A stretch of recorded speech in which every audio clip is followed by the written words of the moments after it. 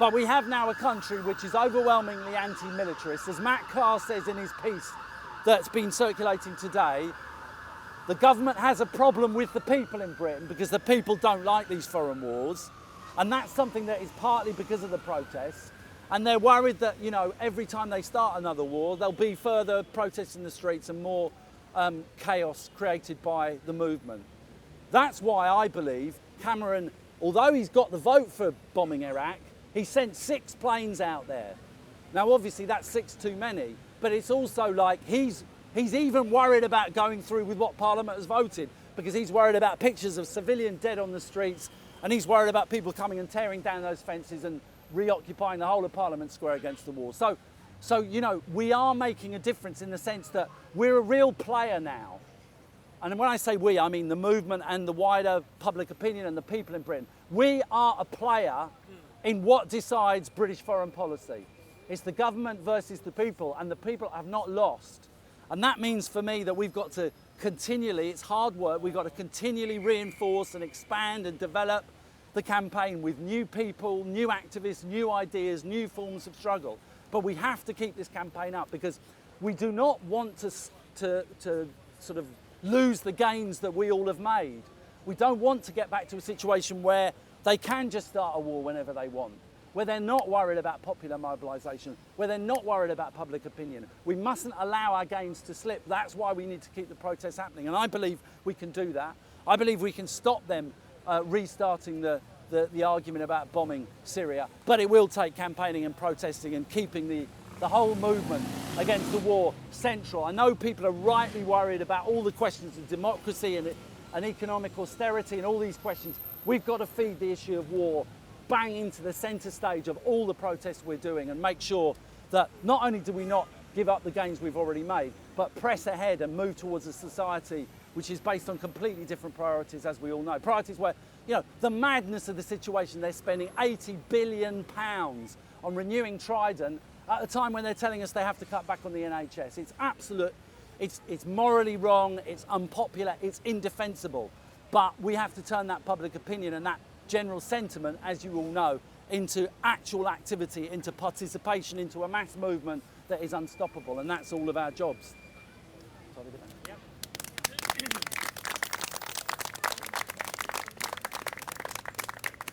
I'll just add a couple points to that, and then we could open up for discussion. Your name, please? Sorry, Chris Nineham, Nineham. And you're from? Stop the War Coalition.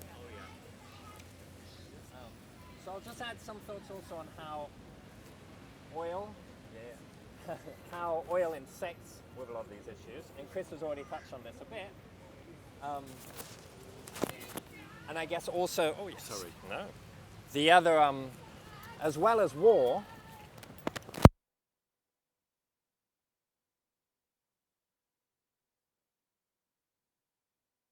oppressive regimes. So Chris mentioned the British position when the revolution in Egypt started and Britain continued supporting Mubarak. And I've spent a lot of the last 3 years in Egypt, and there was clearly a mass revolution, and then there was a growing counter-revolution, and then the military took power again, and over the last year has been intensely crushing the democratic movements and shifts. And yeah, I've got tons of friends in jail, lots of people have been killed, lots of people are fleeing the country. Britain, after having said, yes, we welcome democracy, once Mubarak was gone, they were like, yes, democracy is great. Cameron went touring around saying we love democracy, with arms traders going with him. Now that the military are back in charge, we're not hearing much about democracy anymore. Instead, what the British government are doing are they're going and pushing the military-installed government in Egypt now to sign even more lucrative contracts with BP. BP signed a massive deal back in 2000. They renegotiated in 2009 to make it the most profitable contract in Egypt. And now they're renegotiating again with really intense support from the British government. And that happens, like we've seen that again and again. Like in Azerbaijan, there's the Aliyev dictatorship. Aliyev is the son of the previous dictator who, before the fall of the Soviet Union, was also running the country for 20 years. And BP is the largest foreign investor. The British government are, in fact, even the Americans are more open to democratic protest in Azerbaijan than the Brits are. Like when we talk to people there who are trying to protest, they say, the embassies will talk to us, you know, the Americans will talk to us. It's just the Brits that actually slam the doors in our face and don't even make a pretense of caring. And we've got a whistleblower inside the embassy there who's like, we just get told BP, BP, BP, BP, that's what matters. Now, some of that is because the people working in these buildings all along here think that British government interests are the same as BP and Shell interests. Whether it's in Colombia, in Nigeria, in Algeria, in Egypt, in Azerbaijan. Some of it is they think it's the same thing. Interests of like this country and these mega multinational companies.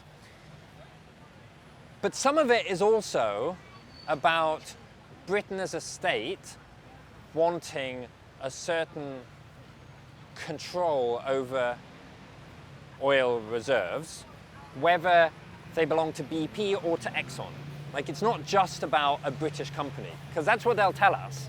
And we shouldn't completely fall into the trap that British civil servants are going abroad to represent supposed British business, even though it's multinational, so don't really benefit us anyway. But actually, a lot of it is about asserting control and making sure that the oil doesn't necessarily come here, in the same way that the Americans don't always care that the oil goes to the States, because actually the US is often an oil exporter and Britain exports and imports. It's more about being able to control which way the oil does flow. It doesn't need to come here. It might go to Japan, it might go to Australia, it might gas. They care a lot about gas at the moment. Gas going to Europe. There's heavy pressure for Algeria and in the past Egypt to pump gas to Europe. But also, often it's about control to stop the oil coming out of the ground. And that, when you dig into a lot of the historical files of British intervention in Iraq over the last 100 years, often it was about stopping Iraq from extracting more. Because once there's more extraction, and that shifts the whole oil market around in ways that undermines British imperialism and British control. And that also then shifts economies, and crucially, and this is one of the, I'll wrap up in a second, one of the things that's often hard to see is that when the British state is going out and smashing democracy in other countries and sending in tanks and planes and bulldozing social movements, that's because they don't want democracy there, because they're afraid that there might be, for all kinds of reasons, but sometimes because they're afraid that there'll be people's control over energy. But part of the reason they're afraid about people's control over energy in other countries is because they don't want democracy here. And one step to preventing democracy here is asserting that control over oil in other countries. Which might seem a bit odd, and it's not immediately obvious why that's the case. A big reason is, well, what gives us democracy? Obviously, there's all kinds of things. I don't want to do a big theoretical thing about what is democracy, but a crucial element to how social movements, workers, unions, popular forces can assert power versus elite forces is by stopping the economy, is by interfering with the economy at certain points. It's about being able to shut things down sometimes, because that way you can force elites back. And there's all kinds of ways to do that. Strikes are a really essential way of doing that. And one element that in the first half of the 20th century enabled workers to assert power versus the elites was by slowing down, interfering with the economy, stopping it, by stopping energy movements. And by strikes, that interfered with energy movements, because the economy doesn't run without energy. I mean, look at all around, like vehicles don't move, factories don't operate, lights go off, things stop if you can control energy. Now, in the first part of 20th century, a lot of the energy in this country was based on coal. And coal workers had a lot of power in interfering with the movement of coal, because a lot of that coal was mined in this country. And the way you move coal, it's actually quite hard to move around because it's really heavy and it's quite solid, and you tend to move it on trains. Now, trains go from A to B, which makes it, and they go along a certain route, which makes it relatively easy to stop it. Even Greenpeace did it 3 weeks ago by climbing on a coal train near Drax.